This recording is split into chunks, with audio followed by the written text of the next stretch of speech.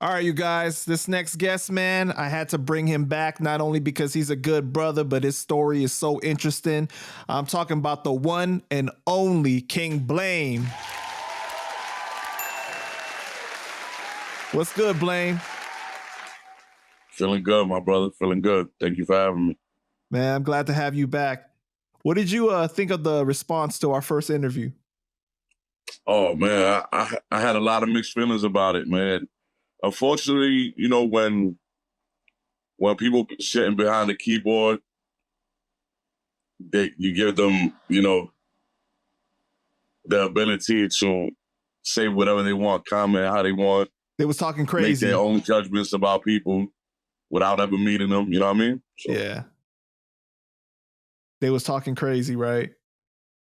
I mean, some of them were showing love. Some people were talking crazy, but I take the good with the bad. You know, a lot of them don't know me personally, so right. I never took it personal. There was some things that I'm not gonna lie that tugged at my beast. You know what I mean? I'm like, nigga, you don't even know me, man. Like, you know what I mean? And if you did know me, you will watch your words very carefully around me. You know what I'm saying? But for what sure, could you do? Man. The internet is the internet, right? Yeah, the only regret I had was the audio quality wasn't the best, but I think we did such a great job of like covering your story in depth too, you know. And I think that was amazing, man, because you really do got a good story. Yeah, I appreciate you. I think overall it came out dope, you know, minus the hiccup with the audio. Right. I think it was a dope session. You know what I mean? For sure, man. So after our last interview, you guys had your sneaker gala, right? For 914 United. And you guys had Pistol Pete pull up too, which is dope because of his involvement with Rikers Island and everything in prison reform. Do you guys have a close relationship, you and him? We don't have a close relationship with Pistol. My man, a childhood friend of mine named DJ Opie, actually made that happen. He's the one who's closely connected with Pistol, and he got a relationship with Pistol. So he's the one who made that happen, which was super dope of him.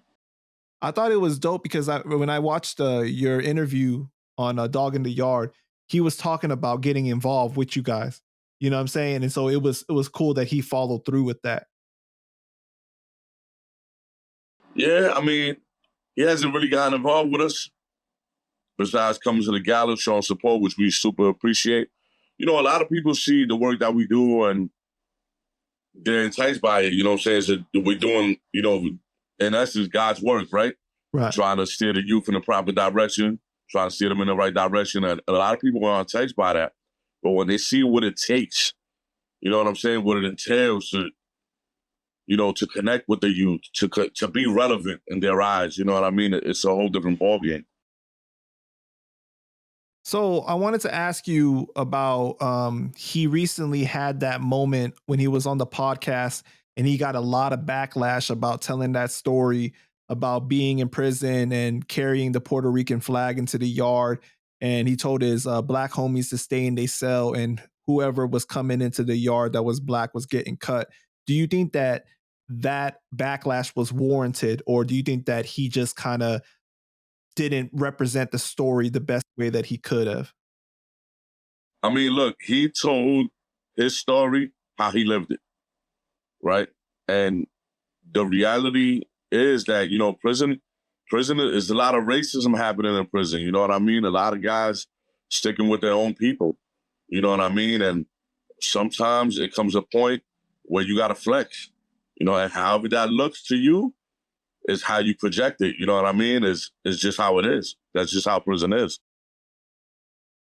Do you think that like that was something though to be told like today, like, you know, because there's some things that you don't have to talk about. A lot of people felt like that was something that wasn't helpful in bridging that bond. You know what I'm saying? I mean, his story is his story, right? Who is anyone to tell him he can't tell his story? You know what I mean? I didn't see the interview, but I've actually heard about that situation. I know people who was there when that happened. And what he was saying was the truth. You know what I mean? So they confirmed that happened? Yeah, absolutely. Wow. Absolutely. Because I interviewed recently. I interviewed Kano. Shout out to Kano, and he said So, that he knew well, somebody that was there, and they said that it was a Latin King flag. It wasn't a Puerto Rican flag. so another thing, like there's been like rumors and stuff like that. The pistol was down with us at one point, Mhm. and that was actually a situation he was referring to, and he probably later on changed it to a Boricua flag versus a yellow flag. You know what I mean? For whatever reason, I don't know if that's true or not.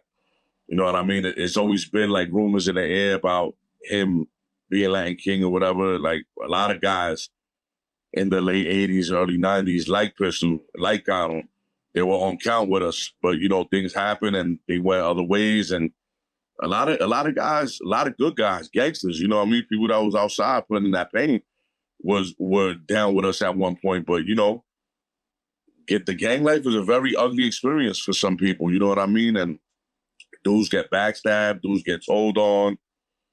You know what I mean? It's never the picture they paint for you is never what it is. Oftentimes, you know what I mean. But everybody's path is different. You know what I Right. mean? A lot of shit happened to me, but you know what I mean. I stand 10 toes down with my shit. You know what I mean? And everybody's path is different. But you can confirm that there have been rumors that he was a king at one point, but it just hasn't been confirmed. Yeah, and the times that I did speak to Pistol, that I did build with him, aside from it wasn't too many times aside from us having that session at Dog in the Yard. He never mentioned anything about him being on count. Like it was never a moment where he was like, "Yo, I ain't gonna hold you." I used to be a bro. I was a bro, but shit happened and I left it alone, and that never happened. And I never met anybody who could confirm, like, yeah, I actually threw the crown with Pistol. Pistol was on count with us when we was over here, or Pistol was, you know what I mean, like repping when we was over here. I never met nobody that could say, yeah, he was on count with the bros. I never have. And I've been around a lot of people. A lot of people know me. I know all the superstars, all of us superstars from all the crews. So I don't, nobody could confirm that he was a bro. Not saying that he never was, but nobody could confirm that he ever was. You know what I mean? Right. So you were saying that like he wanted at one point to get involved with 914, but he never did. Other than the sneaker situation, the event. Yeah, from what I understand, Pistol had his own thing going on with Rikers Island.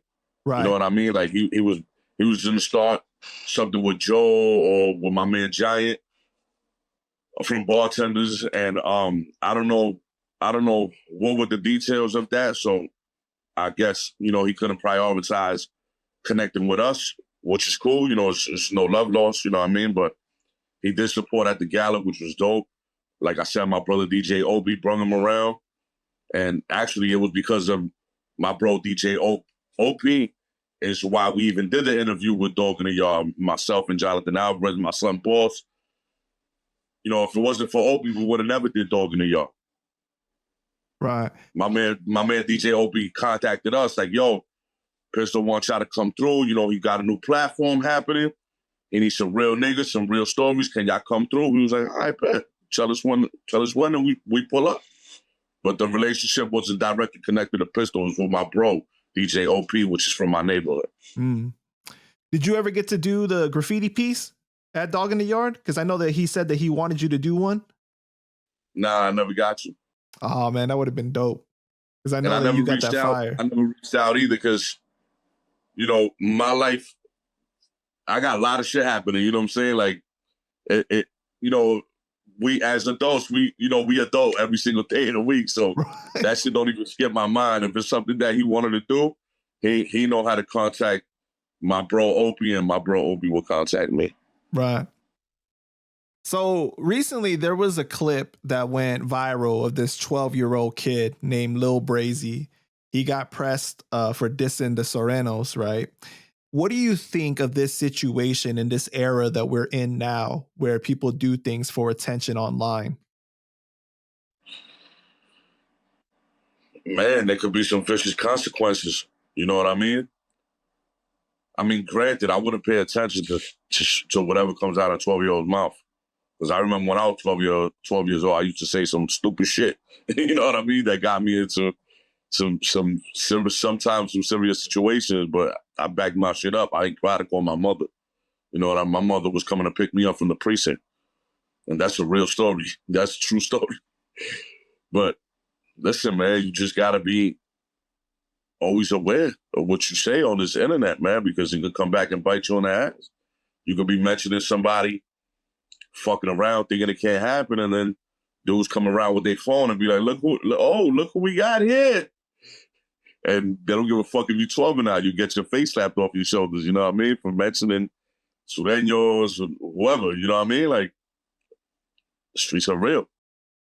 I mean, it's kind of crazy though, right? Like the era that we're in now where people will say things for attention when they're not really about that life is so dangerous. Like, why would you even want to play like that? Man, that's just been happening since the beginning of time. You know what I mean? Since as far back as I can remember, before social media was even a thing, you had dudes that would say something on the block and it'll get back to the real sharks in the neighborhood. Like, yo, you was running around saying this, plop, plop, plop, plop, plop, plop. We get slapped up. You know what I mean? But now since dudes got a platform and you know they not somebody in their real life. So they try to create this persona and try to be somebody that they're really not. You know, it's just anybody like could do that. Anybody who has access to a YouTube channel, to an Instagram page, to a TikTok page, you could become who you want to become. You could create who you want to become on social media and not really be that in real life. Right. What do you think of like, say, Adam 22 from No Jumper, right? Having Lil Brazy on there after the fact that he got pressed like that. Do you think that he was like exploiting him in a way? Who was Adam 22? He's the owner of No Jumper, the podcast. He's the white dude that has all the tattoos and everything like that. He's on Okay, the okay. Oh, yeah, yeah. yeah. Well, I mean, look, right? What does Adam 22 give a fuck? As long as he gets views, right? He don't care about nobody's safety. He don't care who he exploits. As long as he gets views, he owns a podcast, right? Right. So long as he got his podcast jumping, what the fuck does he really care who he's exploiting or not? I mean, like, you know, even with content creators, right? When we think about this, like at some point, we got to practice a little responsibility too. You know what I'm saying? Because it's like you give people a platform to say certain things, but they have consequences for the things that they say too. I mean, everybody's morality is different. You know what I mean? Everybody's morality is different. A lot of people, especially people in Adam 22's opinion, I mean, in Adam 22's position, he's just thinking about a new way to enhance his platform. So if that means bringing on what he brought on, the 12-year-old kid that got slapped up Right. to his show to speak to him about what happened with the Sureños, he don't give a fuck. You know what I mean? Like, so long as his platform continues to stay relevant and jumping, he don't care who he puts on there, if you ask me. Mm. Yeah, man, it's crazy, bro. It's crazy times. Like with you dealing with working with kids and everything, do you ever have conversations like this to them about like moving a certain way, being careful, like how you carry yourself? Oh yeah, absolutely. Every time, every chance that I get to have like one-on-ones with some of the youth that I work with, you know, I let them know, you know, federal indictments are a real thing.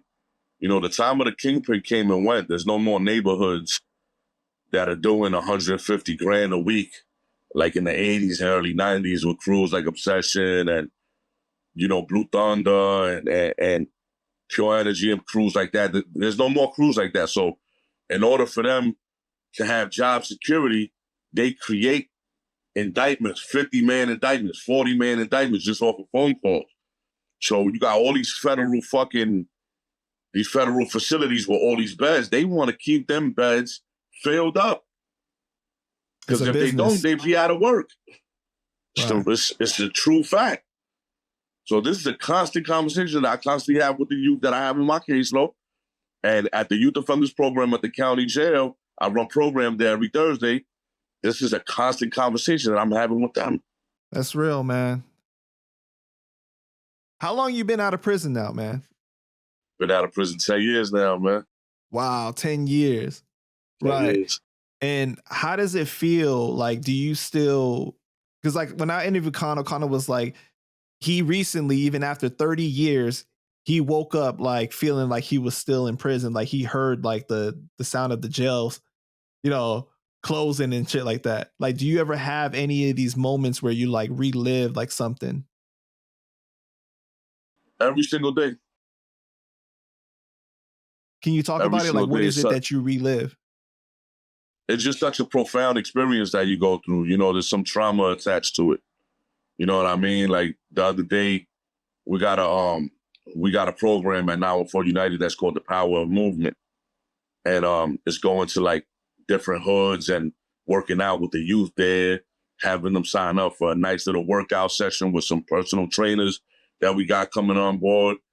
And there were certain things we were saying as we were working out that reflected, you know, some behaviors from prison. Like, yo, we all count, saying stuff like that. Like, yo, yard monsters. You know what I mean? Like saying shit like that. You know what I mean? Doing burpees, reminding you of, you know, prison yards when you get busy with the guys and you do your workouts with the guys. So it's like every single day something reminds me of that profound experience that happened to me personally, you know what I mean, while I was incarcerated. But something like that you're talking about right now, it's not something that triggers you to like be violent or be upset, right? Like to have like a strong emotional response. That's a good question because I guess the way I respond varies. Mm-hmm. The way I respond varies. Like there's some, you know, things that can happen that remind me of prison that have me like, damn, I really went through that shit. You know what I mean? And then there's some things that happen that have me like, damn, thank God I don't have to go back to that shit. Or I would never go back to that, you know? I guess what I'm asking you is like, do you ever have like a strong trigger where it's like you have to practice some of those coping skills of like reassuring yourself that you're not there anymore, that you're okay now, you're safe, and things like that? Um, Interestingly enough, like I said in the first interview, since I was young, I suffered from power orientation.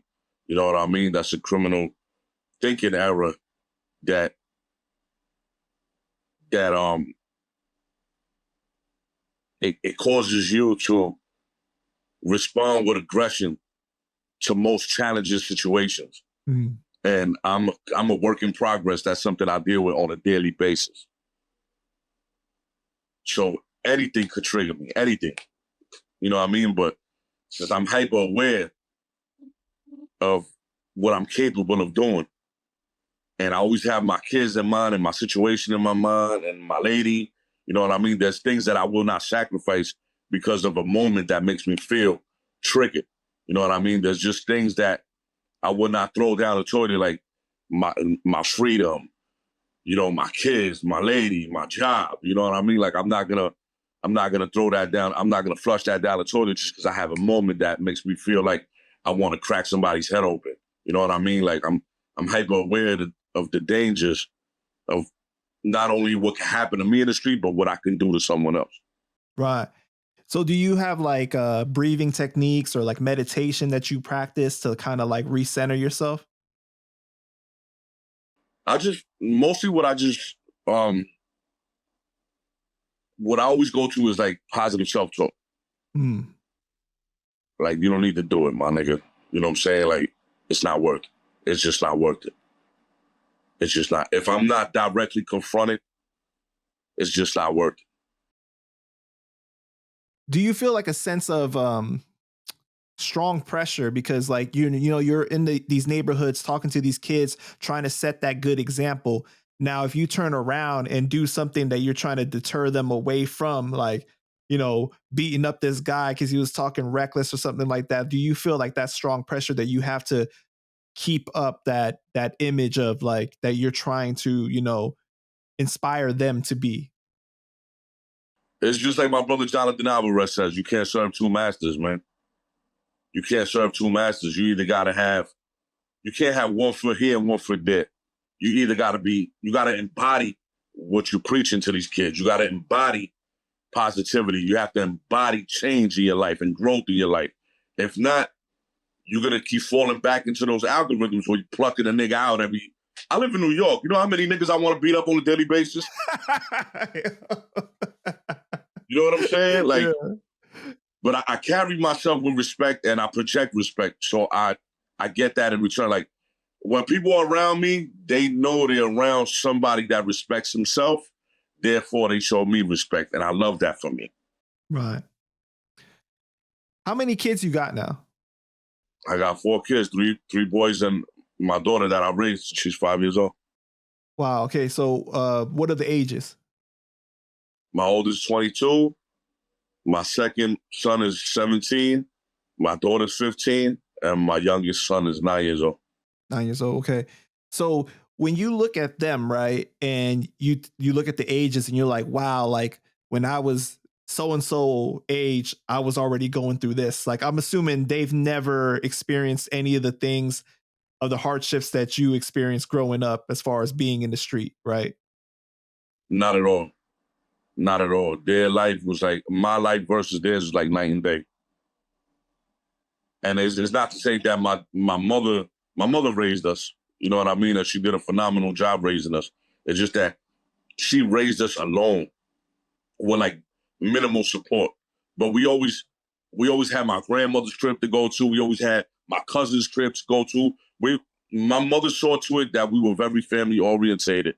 And she did her absolute best by us. And that alone for somebody, like I said in my last interview, that had no real formal education, that was living on the edge of the poverty line. We from the PJs, we from the projects. You know what I'm saying? So that's a real accomplishment for somebody with barely nothing. You know what I mean? So When you see like your kids and their innocence and like you see them enjoying things that you didn't get to enjoy when you were younger, does it give you some sense of, I don't know, like relief or like healing for your inner child, like, that didn't get to experience some of those things? oh yeah, absolutely. I remind them about it every time. I'm like, you motherfuckers get everything. You know what I'm saying? Like, you motherfuckers get everything. I never wore a $250 pair of Jordans when I was a kid. Yo, And these kids is that's living just one good, thing. bro. Man, listen, look, if they do right in school, they doing what they have to do, I do right by them. That's dope, man. So, with you being from the streets and what comes with that, has it been like one of your top priorities to ensure that your kids don't follow any of those footsteps or anything like that, like when they get to a certain age? Because, like I feel like once you get into that teenage age, like everybody kind of want to be a little bad and kind of, you know what I mean? Do their thing a little bit. I've been lucky, man, to say that my kids have not went down that path, though. My only child that I can say that he lived on the edge of that lifestyle was my oldest son, because he was born and raised in Spanish Harlem. You know what I'm saying? So he's in his neighborhood is very active, very up. You know what I mean? Thankfully that he never got down with no gangs and nothing like that. He was never enticed by that. He still got his own little crew of kids that he came up with, that he's still very close to. But, I could see a lot of my personality traits when I was 12, 13, 14 years old, 15 years old, and him. Like, somebody try him, challenge him, it's up. You know what I mean? Like, I see all of that fire that I had when I was young, right in him, passed right to him. Do you feel like because you have those experience, right, that like you would feel like you failed as a parent if your child were to follow in those footsteps, or do you think that once they get to a certain age, it's like you can't help it anymore? Like they're gonna do what they're gonna do. Nah, you can only listen. You can only guide and mold them Hmm. how you wish for them to turn out. Right? You can only hope for a certain desired outcome. But if that outcome doesn't play out the way you have in your mind, you can't knock them for that. Because essentially, once they come off the porch and they start navigating the real world, it's essentially up to them who they become. Right?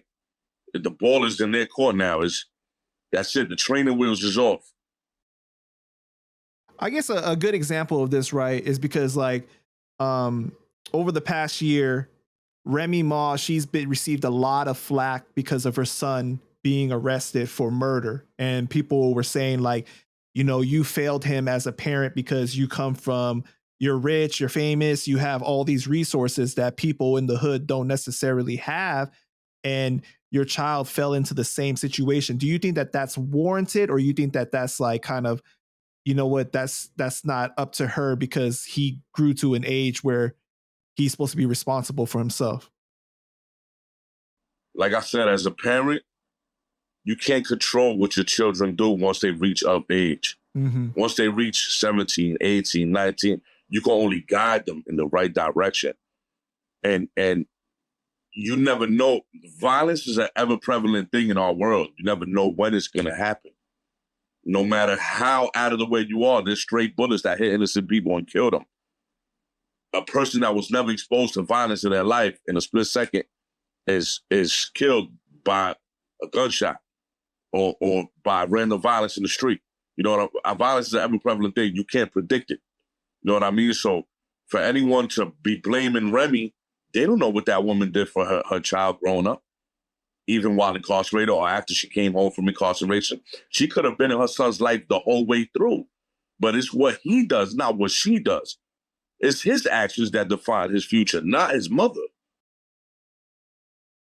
Yeah, I think that a lot of people um they want to look at like one situation of because she wasn't there like physically when she was incarcerated, but there's always so many layers to it, right? There's so much more that goes on behind the scenes that we aren't privy to as far as the information. Absolutely. She could have came home from prison and be the best mother she could be to him the way she knows. Because when you think about it, Remy got locked up when she was just a baby. Yeah, I think she was like 20 something, right? Like early She, 20s or something like that. she was still young. Yeah. She didn't have the rule book of how to be a mother or how to, mother correctly or how to do this and how to do that. She probably did what she knew best. She knew best how to do. If we even know, she probably wasn't in his life at all. That nigga was probably somewhere in grandma's house or her father. Like none of us know the details behind that to be, nailing her to a cross. What do you think about the victim's daughter and the situation that ensued between them two on the footsteps of the courthouse? Do you think that that's something that gets overly sensationalized and like we don't really know what happened and we see these I, flashes? I don't know the details about that. I don't know what you're talking about, honestly. Oh well, they saw each other at one of the hearings, and Remy like was gonna fight her. She was like going down the steps and shit, like, and was gonna fight The her. victim's mother The victim's daughter. or the victim's daughter. Yeah. I mean, look, if you challenged anywhere, anywhere in the world, somebody challenges you, you don't give a fuck what happened in their lives. You challenging me, I'm gonna protect myself. I don't care who you just lost in your life. It's that simple. Yeah, man, it's crazy, bro. What is the craziest thing that you ever saw in prison? Hmm, that's a good question. Seen a lot of things, man. Seen a lot of things, but I would be honest, that's the kind of question I really wouldn't answer. Got you. Okay. But to be a more like generic, right? How do you reconcile some of the things that you've endured? You know what I mean? Like, do you like black it out in your brain? Do you feel like you've like forgotten certain things, or how do you deal with that? Because I'm sure in prison you see a lot of things that human beings should never see. Yes. I just feel like at some point, I feel like a lot of the stuff that I was exposed to, like violence-wise or random acts of violence or unpredictable situations, I feel like I was just so exposed to it at such an early age that I just kind of got numb to it. So when It got something, normalized. right, it was normalized. Like when something did happen, it didn't surprise me. Like, yo, son just got cut right in front of me, or son just got stabbed, poked, leaked out right in front of me. It wasn't, somebody could be leaking right in front of me and it wouldn't affect me.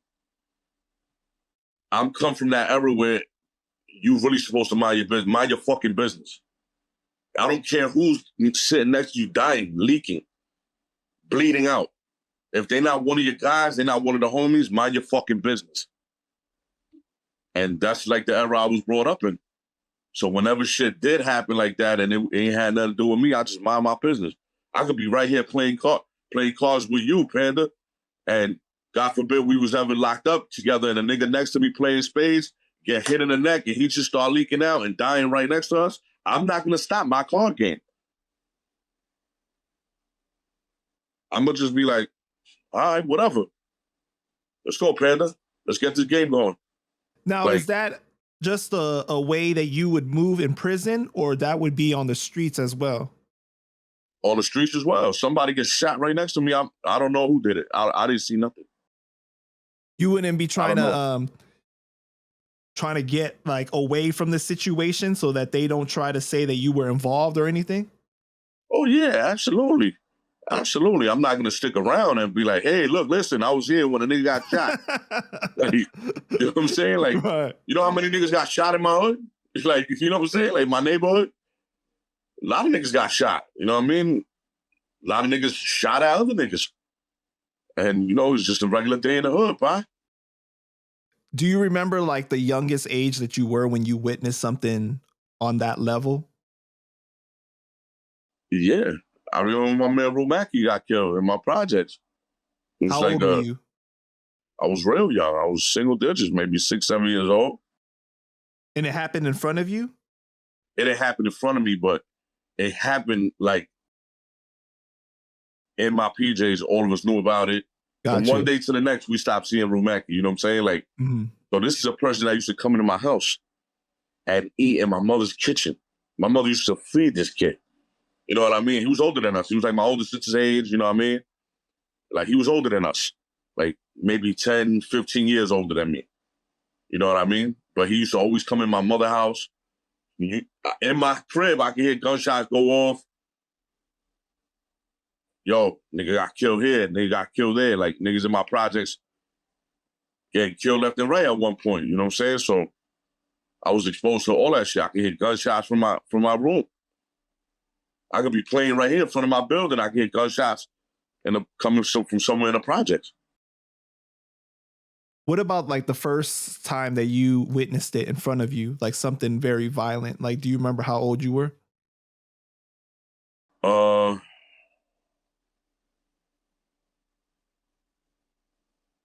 I remember the first thing that I considered to be like super violent that happened right in front of me. My uncle got into a big ass fight in front of my building, and that shit was crazy. My uncle beat the shit out of some nigga like twice his size, and like that's like the earliest I can remember like violence happening. You know what I'm saying? But And how old were you then? I was young. I was maybe like 7, 8 years old. Okay. You know what I mean? But do you remember what you were thinking at the time that it happened? I was thinking like, oh shit, there's crowds of people around. And, you know, my cousins and uncles is out there. One of my Uncle Cato got the fucking hammer on him. You know what I'm saying? Like coming out the building with the hammer on him. I'm like, oh shit. So he got a gun in his hand. Like I never would you see your uncles. These are individuals that you love and respect. Like the love is like when you see them, when you grow up, you see them in a loving image, in a loving way. When you see the animal come out of them, and one of your uncles is coming out the building with a hammer in his hand, and your older cousins are up on the Black Betty with the things on them, that shit like, oh shit, like shit really get crazy right now. My mother was like, yo, get the fuck in the house. Me and my sister's like, oh shit, we hide in the living room behind the couches. Like, oh shit, what the fuck happened? You know what I'm saying?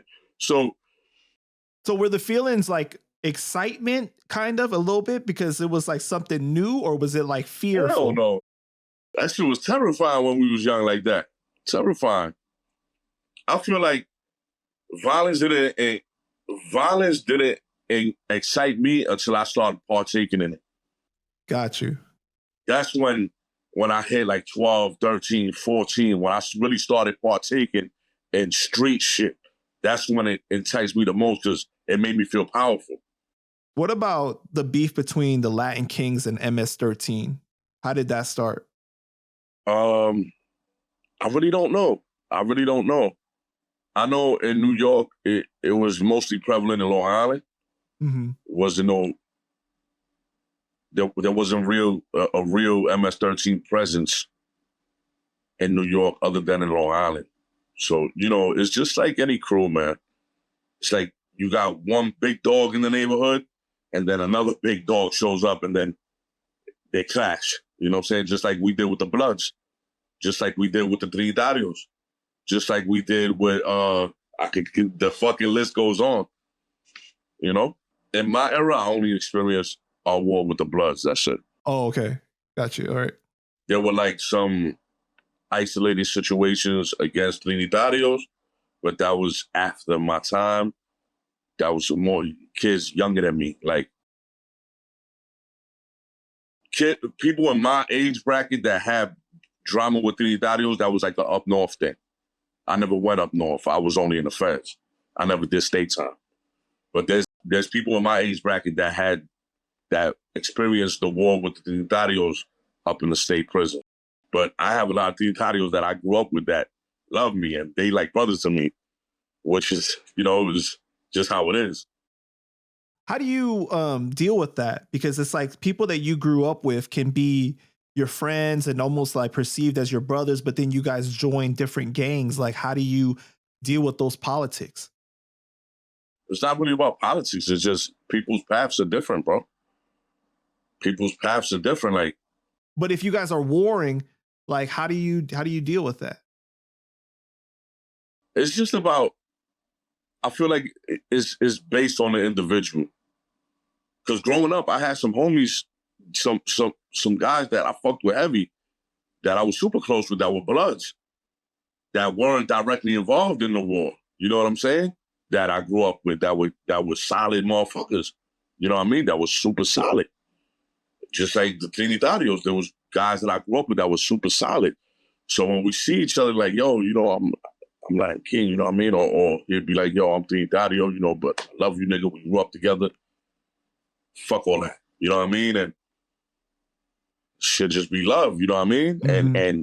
And in that sense, we could segue some kind of like peace, so to speak. You know what I mean? Like, yo, look, my man over here, he one of them. His guys are one of them. They respect us. We respect them. It's all love. When you look back at the Latin Kings documentary, is Street Gang Story, right? The one that was primarily focused on Tone. How do you feel like the Kings were represented in that documentary? Do you think it did a good job?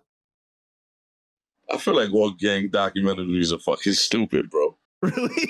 Why is that? I feel like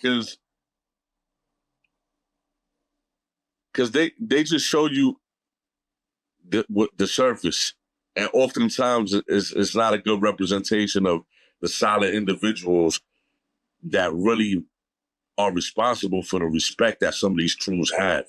It's not a good representation of it. Oftentimes you got guys that are not even relevant talking about things that they never experienced, that they never lived. You know what I mean? And oftentimes you got people that just They just want to be a part of something. They want to be involved so bad, and they misrepresent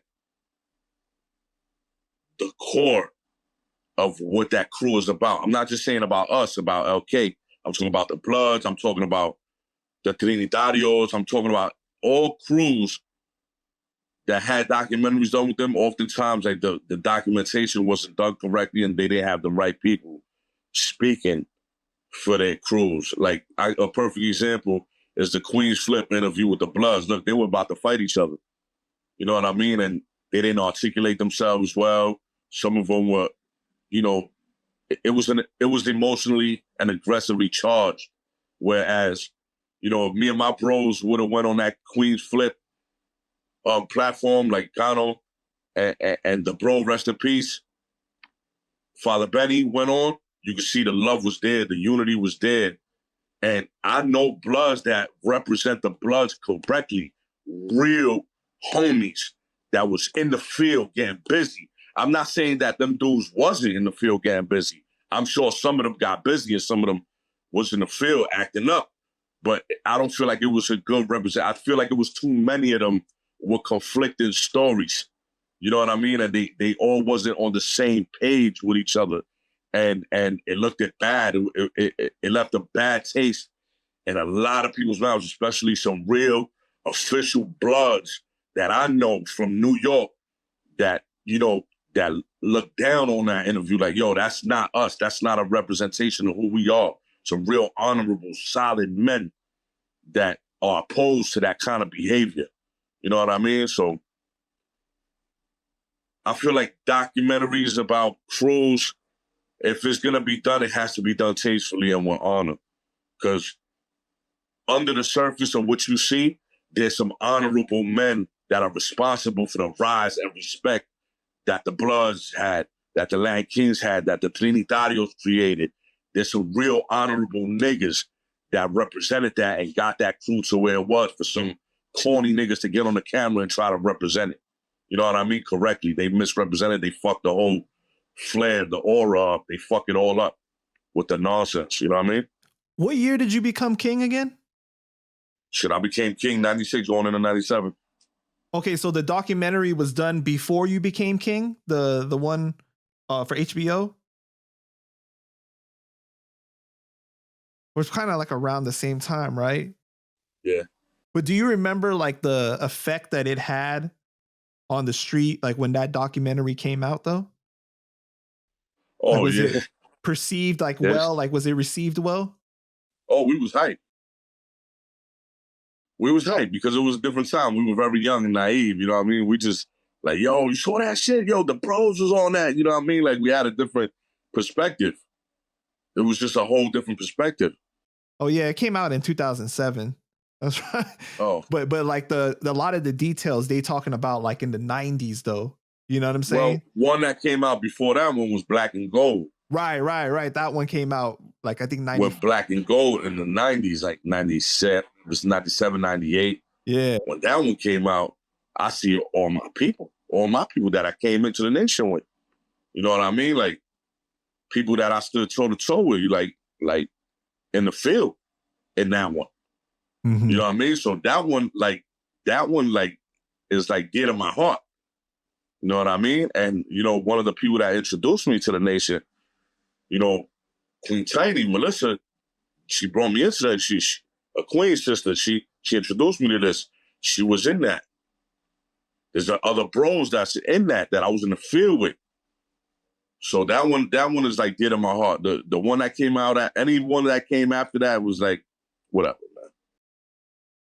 So in that documentary though, right? The one that was about Tone, they talk about him sending word at one point for the Kings and the Bloods to squash the beef. Do you remember that time? Or that was like before you? I remember that. Okay. So it was very short lived. Do you remember why he sent the word to squash the beef and then why it ended? I feel like it was just all a publicity stunt. I feel like it was just, I just feel like it was, you know, something that was done for TV. Like he always do. What do you mean? You said I that. just feel like it was a publicity stunt. Like, oh, we're gonna squash it with them, and we have bros in the field that, although we was outnumbered, didn't give a fuck about squashing nothing. We had our bros that got touched. This thing got killed. This thing got stabbed the other day. Such and such got cut. You know what I mean? Like, we squash this shit, nigga. Y'all niggas can squash that shit down there if y'all want. But we not squashing nothing, nigga. And y'all niggas don't speak for us. See, you had to have lived in that time to understand the mentality of it. Me and my niggas wasn't squashing nothing. And we was catching breath with them niggas every chance we got. And we was outnumbered big time. Let me tell you something. That war with the Bloods made me a fucking man. Earlier than what I needed to. I didn't get to enjoy my childhood. I didn't get to enjoy my teenage years like other kids did.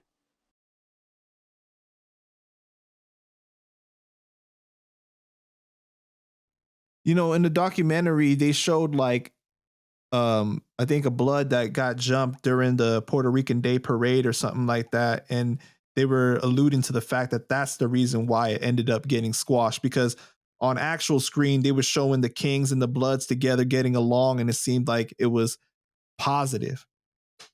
But you're saying that that was like for TV. Absolutely.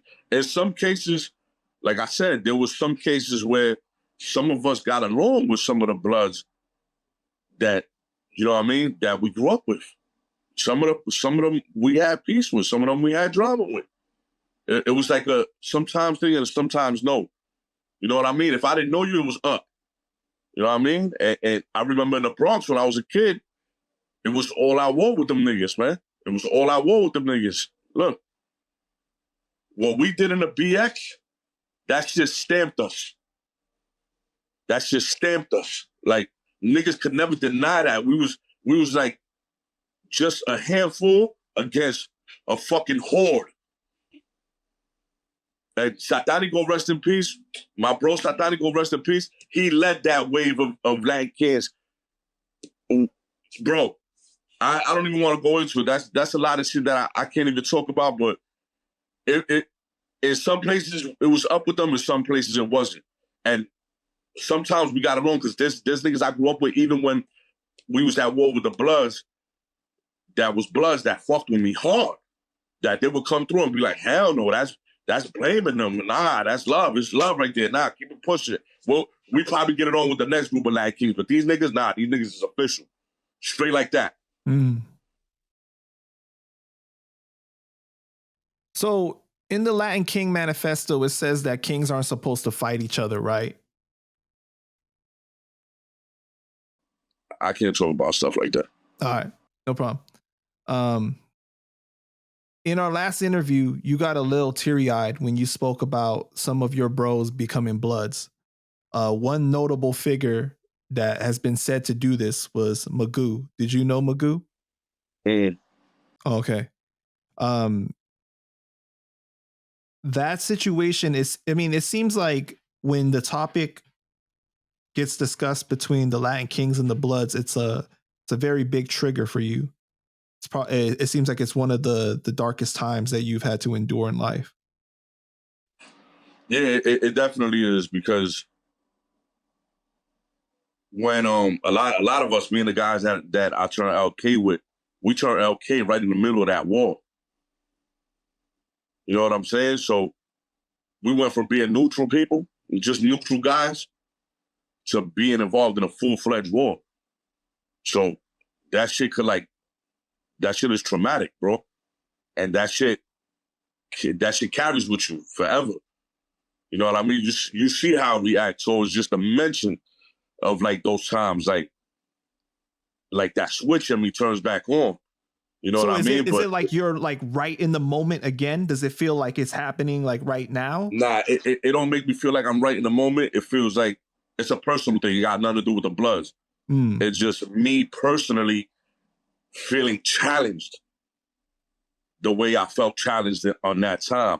You know what I mean? When let me tell you something. The Bloods was a destructive force. when they first came out.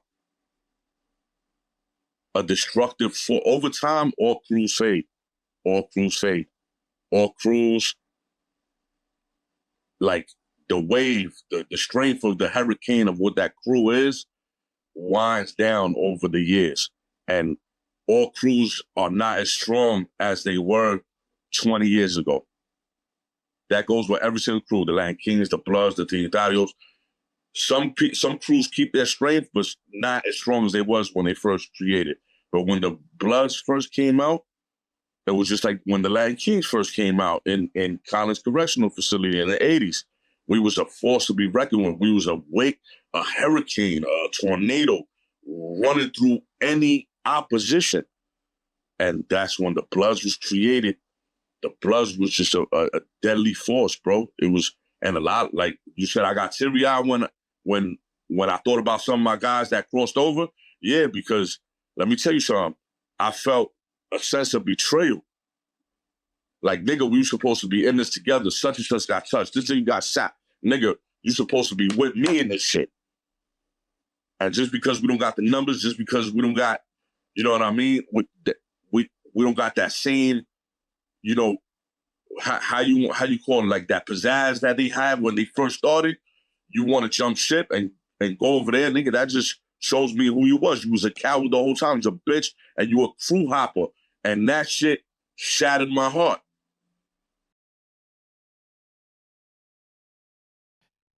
I can't imagine like what that feeling must have been like, because obviously like you guys had gone through a lot together and you still had love for them, but then now they were on the opposite side of things. I mean, look, that's how life is. That's how life is. You know what I mean? Like, that's how gang life is. Gang life is very unpredictable. And you have to be prepared for things to change like that. Hence why I do the work that I do with the youth. I try to tell them, I could promise you, you're not ready for that. And thank God it's not like before where shit was really up. I'm not saying it's not really up in their era, but it's in their era, in this era now that we living in, shit is mixy a lot. These people get along with this one, these people get along with this one this week, that next week they beefing, but then a month later they back together. It wasn't like that in my era. Nigga, we was beefing for fucking years. We had beef for a fucking full decade. It was up, green light whenever we seen each other, nigga. Not now where these niggas is cool one week and next week they not cool, and then a month later they back together doing videos and rapping songs together. Nah, that shit wasn't like that in my era, man. That shit wasn't like that in my era. That's why I tried to tell him, like, yo, my nigga, like, I can promise you, man, like, either this or this is gonna happen if you keep fucking with that. You know what I mean? And the kids I work with, I don't try to get them to denounce their gang. I don't want you to denounce your gang. Like my bros, my Land King bros, I will always be a Land King, but I'm not an active Land King. You know what I mean? Like, I'm not in the streets. I'm not doing those things. What I want for my bros, what I want for myself, I want for my bros. When you create a new path in life for yourself, you got to carve it wide enough to bring your brothers with you. I want my brothers to win. I don't want my bros to get no indictments. I don't want my brothers to die in the field. I don't want nothing wrong to happen to my bros. I want all my bros to prosper, build, and grow the correct way. A lot of my brothers got families, jobs, careers. You know what I'm saying? I want to live that barbecue, backyard life, pool life. Yeah. You know what I'm saying? Like with my niggas, man, like we already was in the field. We was already in the field. What I want for me, I want for my guys, for my niggas. Just because I'm no longer in the field, that don't mean that I'm not official and that I can't guide my young bros and my bros that's in the field in the right direction. When the Bloods first came out, is it true that people viewed it as a West Coast thing and it wasn't respected on the East Coast like that? I don't know when the Bloods first came out, the Bloods was respected on the East Coast. I don't know about how they was respected by Bloods from the West Coast or Bloods from different locations, but I'm talking about other gangs like Land Kings and the Nietas and the Zulu Nation respected the Bloods. Hell yeah, the Bloods was a force to be reckoned with. The Bloods was a force to be reckoned with. Anybody that spoke up, anybody who was Blood that wasn't from New York, would have came to New York at that time and spoke up against New York, would have got fucking destroyed. Any West Coast Blood that would have came to New York saying what they were doing was the wrong thing would have got Peter rolled. Because you see some of these times, like these people on from New York, they'll say like when it first started happening, they viewed it like that's a West Coast thing, like banging for colors and things like that. Like that's not something that the East Coast really was about. New York was really about as far as the gang life. I mean, look, one can't fault a coast for what they adopted out of desperation. The Bloods was born. The Bloods being created was its response to oppression, just like the Land Kings was created. The response to that oppression from the 5% and the Muslims to the Latin population in the 80s and the prison system, the response to that was the creation of the Land Kings.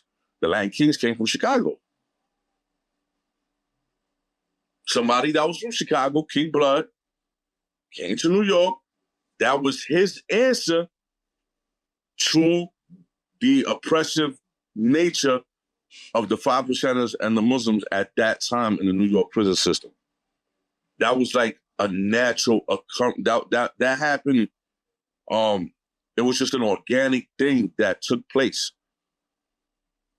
Get what I'm saying? If King Blood would have been a disciple or motherfucking a stone,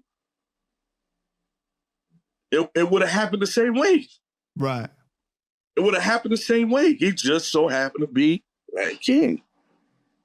But if he was a maniac, or if he was a cobra, the New York prison system would have been flooded with maniacs and cobras. You know what I'm saying? It's an organic thing that took place. It was whatever was happening in that jail. It was the natural response to the oppression that was taking place in that jail. You know, when I first interviewed 10 Toes Down, and he was a Blood at one time, he said that the oppression was happening on both sides. Yes. It wasn't just one side, like how at the Queen's Flip interview, they were trying to make it seem like the Bloods came about because the Latin Kings were oppressing Black people. You know, he said that it was happening on both sides. And the way that people describe it, they're only talking about one building in Rikers. There's so many different buildings where all these things were happening. I can't speak for what happened on Rikers Island, but I know people that was there. And, you know, the Bros was the big bad wolf at the time. You know what I mean? But look, the Bros was getting, the Latinos was getting oppressed hard in the 80s by the 5%ers and the Muslims. And then the Bros became the big bad wolf, and we started pushing our weight around. If you want to call that oppression, call it oppression, but y'all was doing it to us first. You know what I mean? And then we started doing it to them. Like the oppressed became the oppressor. Like a lot of bros like say, yeah, we was pushing up on them niggas left and right. Niggas didn't want it. That's a form of oppression. So, I mean, look, I just give you my answers how I see them because oftentimes the truth is a difficult thing to absorb. But I'm not going to sit here and say, no, we was the victims. No, that never happened. No, we didn't push up on nobody. No, then why the fuck we had that big ass war with the Bloods if nothing ever happened between us and them? You know what I'm saying? Well, why the Bloods reacted to us the way they did if there wasn't like a backstory. There's backstories. There's plenty of certain things that created what happened between us and the Bloods. But look, one big dog meets another big dog, and then you have a pissing contest, we clash, and all hell breaks loose. You know, and what I was talking about earlier is like, it's interesting because you have so many people that can come online and share a different perspective, right? Like some people can say, oh, the gang life wasn't respected by people in New York early on. They felt like that was some West Coast stuff. But then obviously, like you said, that, from your perspective, it wasn't like that. It was always respected, So it's you get these different conflicting stories and perspectives when you look at information online, and it's hard to tell sometimes, like, who is correct. They both correct. Because I'm gonna give you an example, right? I keep going back to the Bloods because, like us, the Bloods was created somewhere else. You know what I mean? So when the Bloods was created in New York, a lot of West Coast Bloods was like, what? That's our shit. How the fuck that shit is out there? Hell no, we're not jacking that. But you can't tell that to New York blood. It's respected out here. That's all that matters. What y'all niggas doing don't respect, that's y'all fucking problem. You know what I'm saying? Like, would you say that it's a little bit similar because when the Kings first started in New York, it wasn't that you guys got the approval from Chicago, right? It ended up happening later on. Like, you guys had to have a meeting and everything got settled from there. I just feel like now that I'm older, I see like their point of view.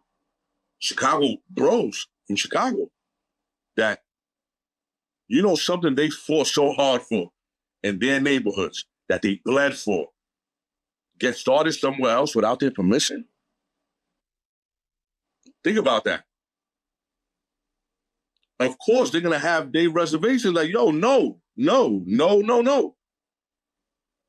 It's And like if y'all niggas don't explain yourself, it's going to be up. You know what I'm saying? Like, you know what I mean? That's just like you create Nike, and all your niggas is wearing Nike, and out of nowhere, they're wearing Nike in motherfucking New York, but you created it in LA. Right. You're going to be like, hell no, that's our shit. That's how they felt. And I feel that. I respect that too. But, like the Bloods from LA and like the Latin Kings from Chicago, they understand that we was both born organically. We didn't just say, yo, we're going to copy that and do what they doing. Nah, this was born organically from oppression, from the need to defend ourselves. And that's why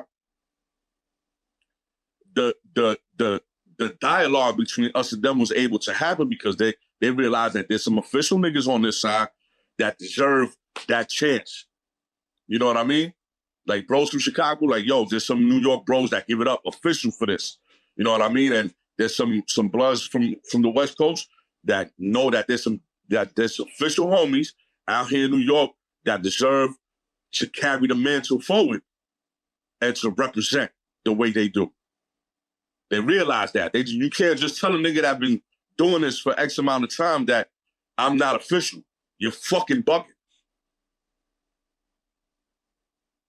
Then if that's a conversation that needs to be had, it could be had. And I feel like any real nigga's going to respect it. So recently you made a post on Instagram and you said, there's a fire in my chest every time I think about my roots. Being Boricua isn't just a nationality. It's a spirit that moves through blood, through struggle, through rhythm and resilience. It's the beat of bomba in your chest, the smell of sofrito in the air, the colors of our flag stitched into our soul. No matter where we go, even behind prison walls, even when the world tried to strip me of my name, my dignity, my voice, I held on to that. I poured my pain and pride into that drawing because being Puerto Rican is a reminder that we are unbreakable. We come from warriors, poets, rebels, and dreamers, from Tainos to the diaspora. We endure always. I carry Puerto Rico like a crown even when life tries to bury me in shadows. My pride isn't loud for the world. It's carved into my being. It's how I rise after falling, how I speak Spanish mixed with Spanglish and make no apology, how I honor my ancestors by refusing to be erased. That island, though small on a map, is a giant in my heart. And every time I hear someone say, Yo soy Boricua, it hits like a promise that no matter how far we go, we take the island with us. That flag, it's more than cloth, it's blood, it's history, it's home. What made you post that? I came across that drawing that I made while I was in prison. And I'm just a prideful nigga. Like, it's self-explanatory. It's not even something I could like dive deep into. It's just self-explanatory. I'm just a proud New Yorican, man. I'm just proud of who I am, proud to, like, every time I see a Boricua flag, I look at that shit and I'm like, that shit was created here in New York, in Manhattan. Like, we made that shit here. You know what I mean? Like, and I'm just super proud. It's just especially now with all the stuff that's happening in Puerto Rico with, you know, the government moving in and trying to take shit over and, you know, trying to move out the indigenous population and, you know, grandmothers getting pushed out of their homes that they've been in for 50 years because of gentrification. You know what I mean? And a lot of white people from the mainland going over there to live because they don't got to pay taxes. You know, that shit is deep, man. And you That's know, crazy. yeah, it's a fucked up thing. It's a fucked up thing. So, you know, with this whole movement, with, you know, with Bad Bunny representing the island the way he's doing, and it just bring new life.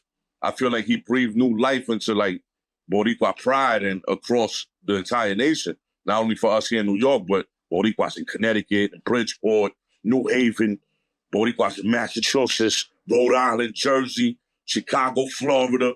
You know what I mean? Texas, wherever Boricuas at, we just, you know what I mean? We rep hard. Like, Boricuas rep fucking hard. You know what I mean? And that shit made me feel like this. You know what I mean? Like, yeah. Right. You know what I mean? Like, yeah.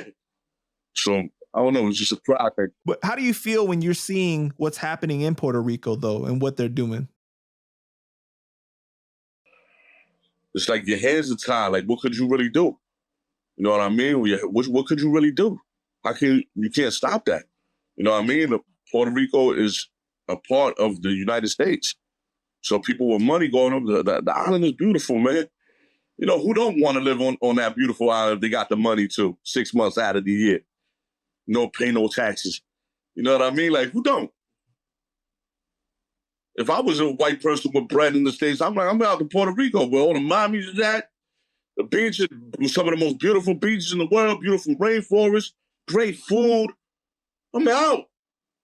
Fuck all that. You know what I mean? But Yeah, man. But you know, it's something already when we see like the neighborhoods that we grow up in and we see how the gentrification pushes out the people that originally lived here, and you know everything goes up in price and they price people out essentially, right? That's what they do, and then they take over and almost like remove some of the culture and replace it with other things so that rich people could come in. It's sad already. Sometimes you can see some of the positives, but to see it happen to Puerto Rico as an island, I feel like it hits a little bit even harder. you just got to pivot, man. Boricuas are survivors. You know what I mean? Like, we survivors, man. Like, that's why I preach culture to my kids. Like, learn as much Spanish as you can. Represent your flag as often as you can. Represent your culture. Represent who you are as often as you can, because that's how you keep your culture, your language, and what you embody as a Puerto Rican alive. That's how you keep it alive, by representing every time, putting your flag up every time, speaking your native tongue. Learn your native tongue. Learn how to speak Spanish. You know what I'm saying? If you can't learn how to speak it, learn how to understand it. Put your flag up every time. Never, you know, be prideful with who you are. And that goes to all cultures and countries. You know what I mean? That experience that. You know what I mean? That goes out to everybody. Rep where you from. If you Chinese, rep China hard. You know what I mean? If you from Peru, rep Peru hard. Like, keep your culture alive. Don't let nobody come in and just push you out of your way, out of your country, out of your, you know what I mean? Just be prideful with who you are, with your culture. That's all. So we know what being Puerto Rican means to you, but what does being a king mean to you?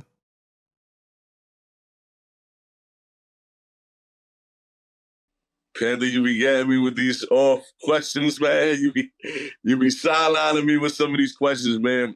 I embody kingism in everything that I do. I'm just a stand-up, solid motherfucker in every sense of the word. It's just like being a king it really showed me the do's and don'ts of life. It really showed me to stand on respect and embody that shit. Self-respect, respect for others, respect for your surroundings. You know what I mean? And I just embody growth in my life in every sense of the word. And that's royalty in itself. You know what I mean? That's royalty in itself. And what I want for me, I want for my bros. I don't look at my bros as oppositions. I don't look at them as you know, challengers to whatever I got going on. I look at them as somebody that I could grow with. And if I can't, bro, there's no problem there. There's no problem. Yeah, go do what you got to do. I'm gonna do me with those that want to grow and uplift themselves. We're gonna be on this rock one fucking time. I can come out my building and get hit by a car and die. What the fuck did I do my whole life? Worry about what such and such is not doing or doing? Nah, I gotta worry about me and the niggas that want to grow with me, my team that want to grow with me. I can't be worrying about who's not for me and who's not supporting me and supporting. That's what I feel me being a king is all about. You know what I mean? Supporting myself, making sure me and my niggas that I came in this with are growing and doing something positive with their lives. Like I said, we're not young no more. A lot of the bros that I came in this with got families, careers. You know what I mean? They got a lot of good things happening for themselves. And the last thing I want for them is to get caught up in some street shit and get tricked out of their freedom, tricked out of living. You know what I mean? Like, yo, you get into it with somebody nowadays, niggas don't fight nowadays. Niggas can't fight. They pulling hammers out and they end this shit. And that's the last thing I want for my bros.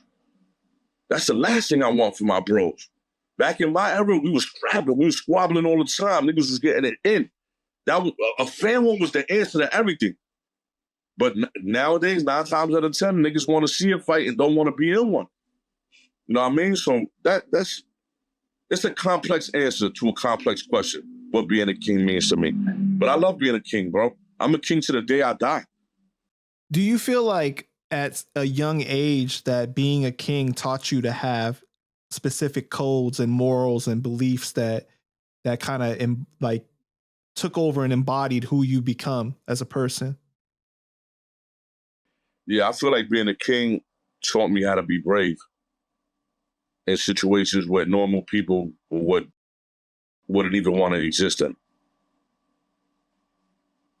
Being a king and things that I learned, being a king with my lessons and being around elders and OGs in this, being around them really taught me how to be brave in situations that would have cracked regular humans. You know, when I hear you talk about these things, I see the pride in you and also the honor that you feel that has come with being a king. You know what I mean? And the way that you carry yourself. Do you feel like in this era now that people lack honor?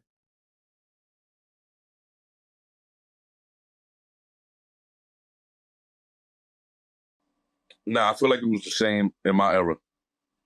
Like, you had kids that were young that moved like OGs, that moved honorable, that moved solid. And then you had kids that were just immature and just dumb and doing dumb shit. I did both. You know what I'm saying? I was out on the street getting busy, doing stupid shit, getting myself involved in stupid shit. But I also moved honorable in some cases. In some cases, I just didn't give a fuck. Think what you want about me. A little bit of both when I was young. And I see that in some of the youth that I work with now. So when you speak about honor, do you think that you can honor your enemy or have a code of like when to give somebody a pass or like how there's certain boundaries of things that you wouldn't do?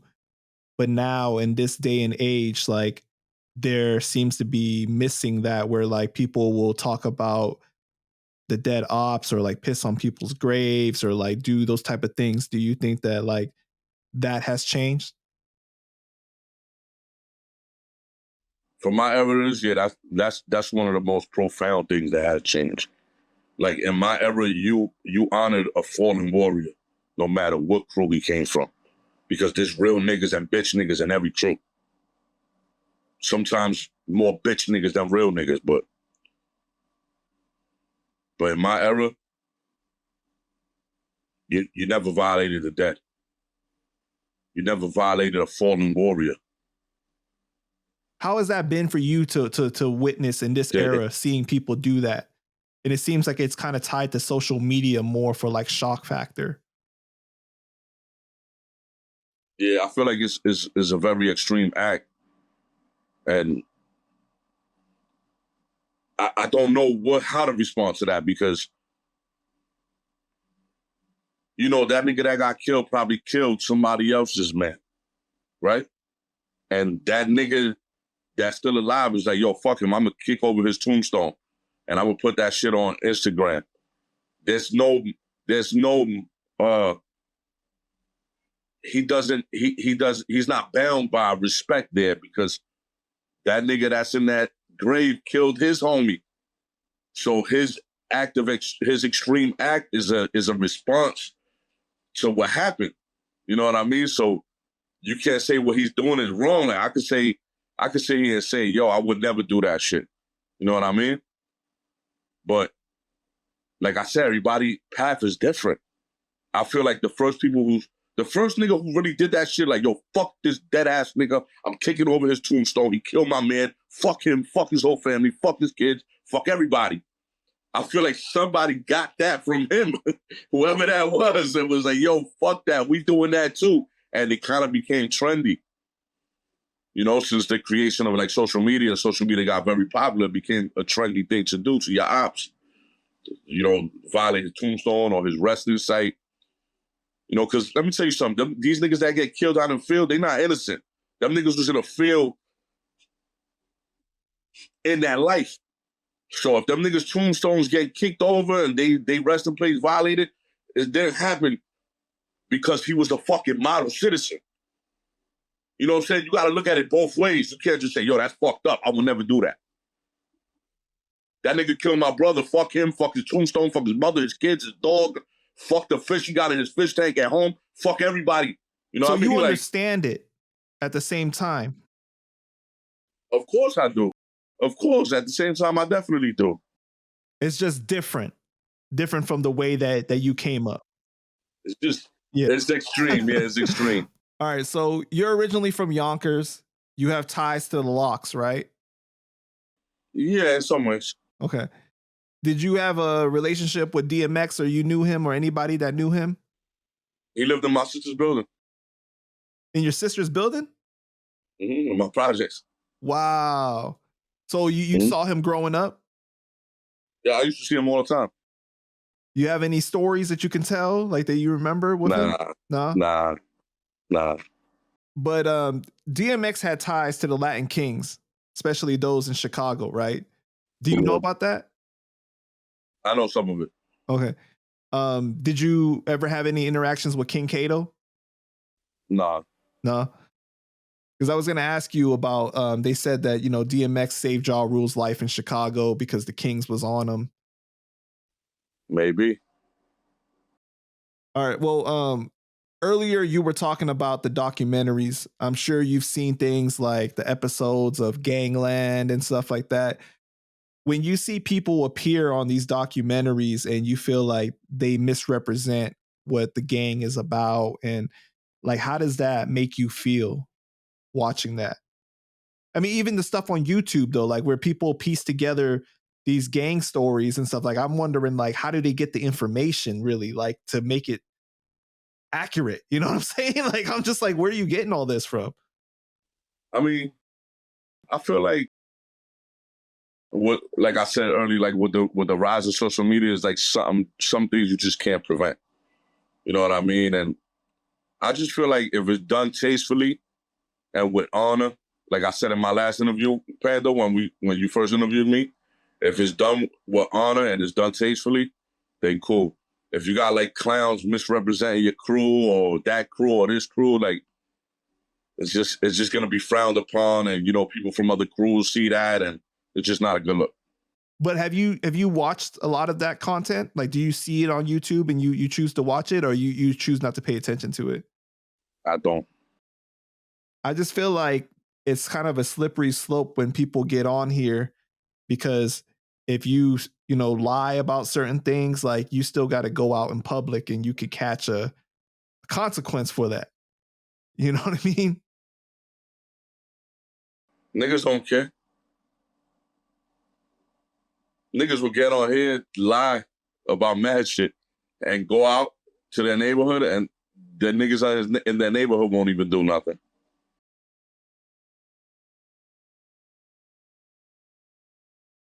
Why do you think that is? You think that the clout is more important to them? Like that dopamine hit is more important to them? You know them niggas that you got in every neighborhood that you be like, yo, nigga got 1,000 stories. Just let them niggas talk, man. You know what I'm saying? Like, Right. there's a few niggas like that in every hood. Like, yo, they got 1,000 stories. Oh my God, niggas with King Blood. Oh my God, you using the box with King Blood word? Fire. You know what I mean? Like niggas got stories for everything, you know? But like you don't ever have like anybody show you stuff, like send it to you like, yo, can you believe this, that this person is saying this or talking about this incident? Mm-hmm. Because Connor was saying that like there's been times where people have sent him stuff or he's seen stuff and he's like, I was there for that incident. It didn't happen like that. Oh, me and Kyle talk about shit like that all the time. Like I would never say like what any details about. And me, I speak with any of my guys. You know what I mean, neutral or in King, but that happens often. Like yo, this nigga such and such said he was there when this happened. What a fucking buffoon. You know what I mean? Like, have you heard like stories though of people getting beat up for the stuff that they say like online, like that are lies like that? Yeah, that's a normal thing. That's normal. And do they still keep coming back online and telling stories that are lies though? There was a nigga in my neighborhood growing up that used to do shit like that all the time, get beat up. He'd be back on the block 3 days later, like nothing happened. So they're not fazed by it at all. Every block is different. Like it's just where you from. You know what I mean? Like I said, you got niggas in your neighborhood that all they do is lie. You know what I'm saying? And you get used to it. You be like, yo, just fucking forget what he said. He's a liar.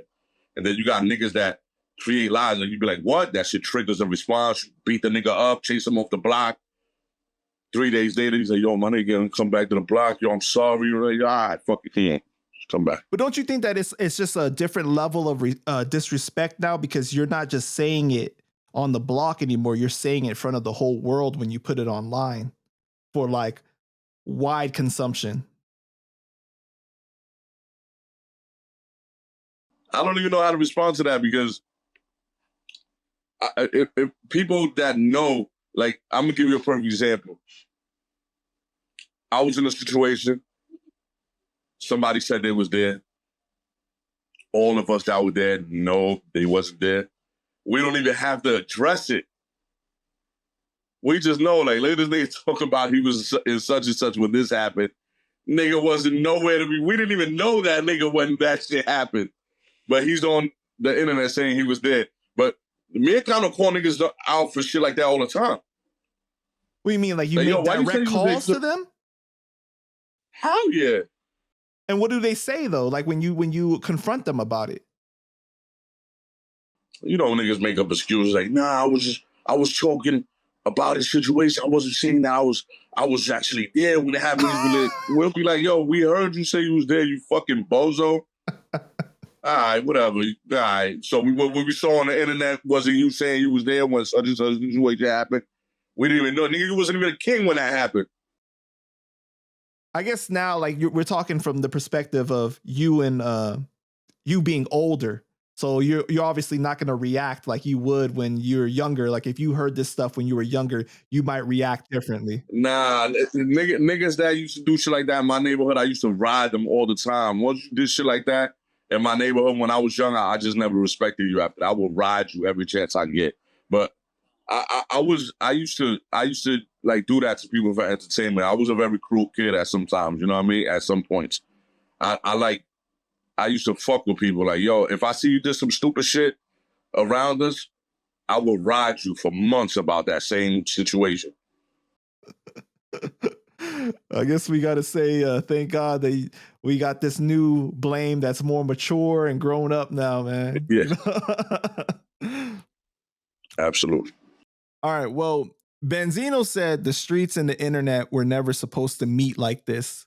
But you see how you were raised in the streets, abiding by the codes and everything, right? And now people get on the internet and they'll do anything for content creation. What is it like for you to watch something like the Rolling 60s indictment?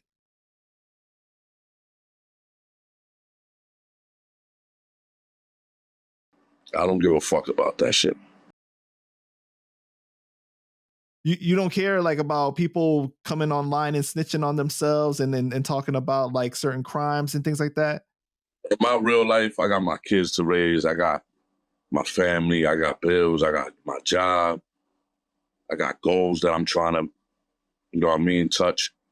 I couldn't give a fuck what's happening with the Rolling 60s or whatever old boy's name is, big you, whatever. Right. I don't give a fuck about none of that shit. That shit not something that entices my attention at all. Right. I feel you, man, because you're beyond that now. You know what I'm saying? Like that's not a part of your life anymore, those type of things. Shit is not entertainment for me. That shit is buffoonery. I mean, like, do you think it still matters in 2025 whether or not somebody upholds the rules of no snitching? yeah, that's like a cardinal rule. But do you It's think that cardinal people rule. really do uphold it at all now in this era? I don't know. Not even in my era. The mad rats came from my era. And before my era. Do you think it's just publicly more like publicized now? It's just more publicized now because of the internet? Oh, of course, yeah. Are you familiar with the situation with like Benzino and his nephew when he got shot? No? Okay. What do you think about 6ix9ine getting beat up by some bros when he was at LA Fitness? I thought that shit was official. What do you mean? Like you thought he deserved it or it was legit? Yeah. Yeah. I don't condone violence. I'm living a different lifestyle. Mm-hmm. You know what I mean? But he's out there. He's running his mouth a lot. You know, he bought that ass whipping. You know what I'm saying? And he's lucky that's all that happened. He's lucky that the homies that he ratted on, the people that love the people he ratted on, is not gunning for him out here in New York. I don't know if he's ever out here. I don't know what's happening with him, but you know what I mean? He's not honorable. You know what I mean? He's not doing he didn't do the right thing. You know what I mean? Like, I don't condone, you know, I'm living a different life. I work with kids. I don't want to, you know, people to misunderstand what I'm saying. You know what I mean? Like, I don't condone it.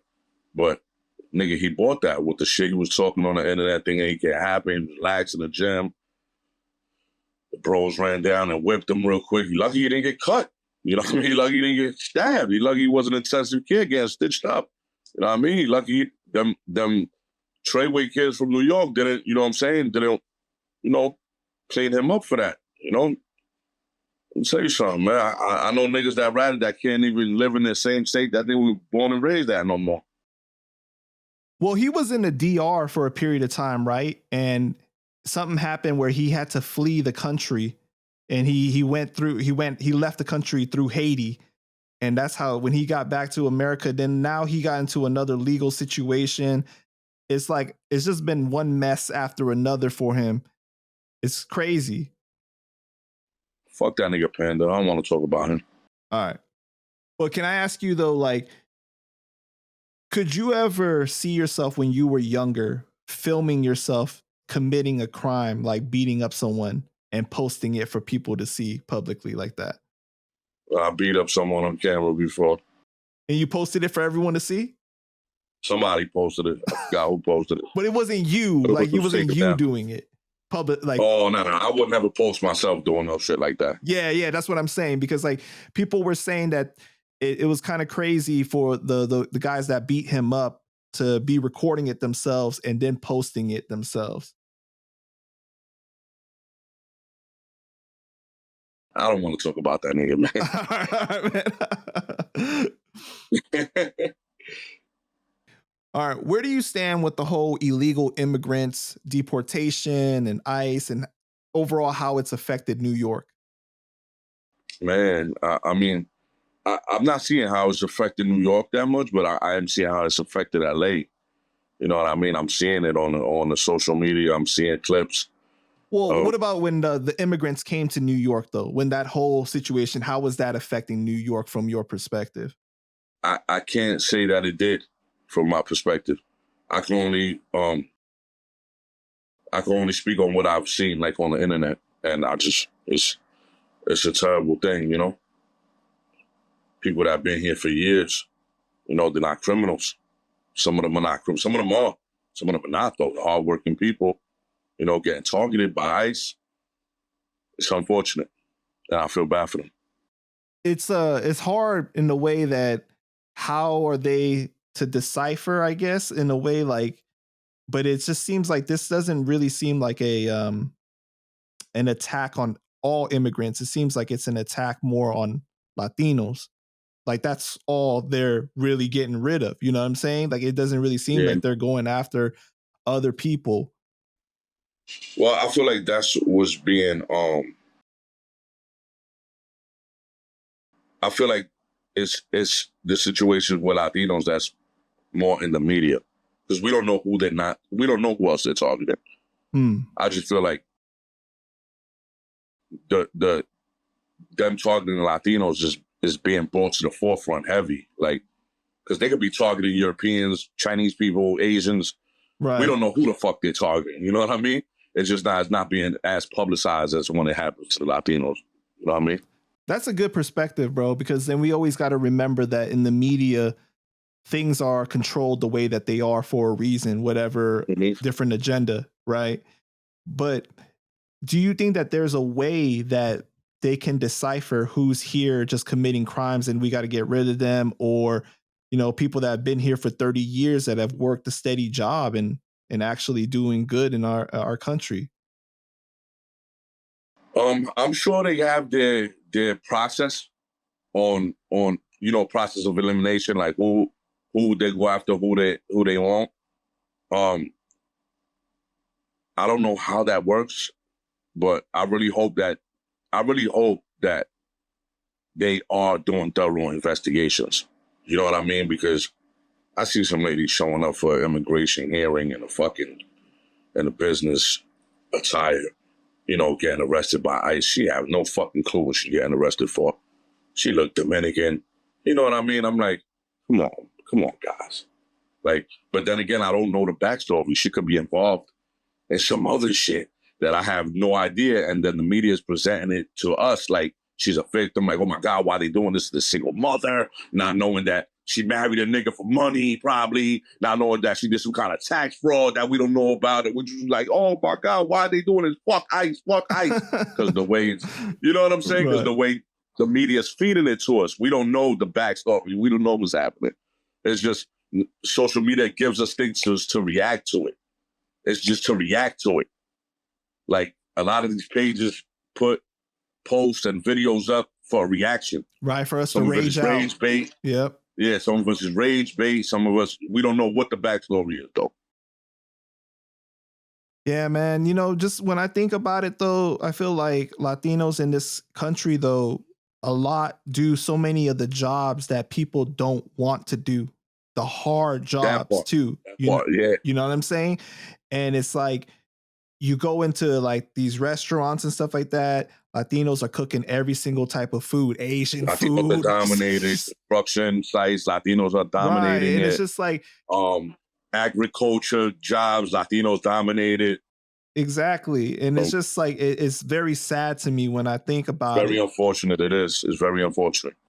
especially the people that have been in this country for so many years and everything like that. And I think that the solution is a little bit easier said than actually done. You know, like I was watching this Vlad interview, and Vlad was like, well, I'm an immigrant. I came here 30 years ago. You know, I got my green card. Like, can you really blame anyone if you've been an illegal immigrant for 30 years and you're upset and raging out now that you're getting thrown out of the country because you didn't get proper citizenship? And I don't know, bro. Like I just felt like you know things like that, certain things like that is like insensitive, bro. You know what I mean? Because it's Yeah, because you don't know anybody's like personal situation.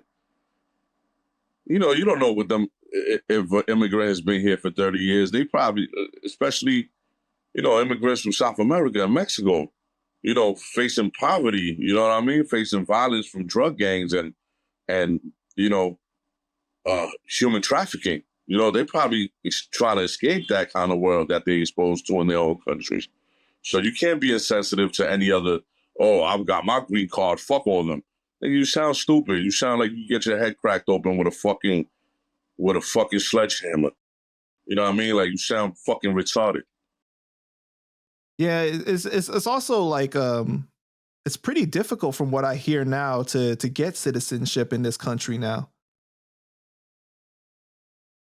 I mean, I think after 9/11, a lot changed. Right. A lot changed as far as like homeland security and being able to get citizenship in the country. It's not as easy as it was before. Yeah. Well, Blaine, man, I just want to thank you for your time, bro. I'm so happy to see you doing well. You know, Thank you, you're doing brother. I well appreciate and it. helping all these kids, and you seem like healthy and your family's good and everything. Is there anything else you want to say to the people before we go ahead and wrap it up?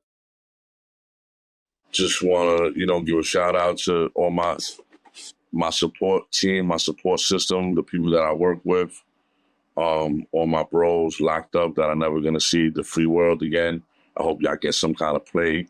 Free my bro Jug. Shout out to my whole 914 United team. Follow us at 914 United. That's basically it, man. Basically it. Thank you for having me, brother. Appreciate you, Blaine.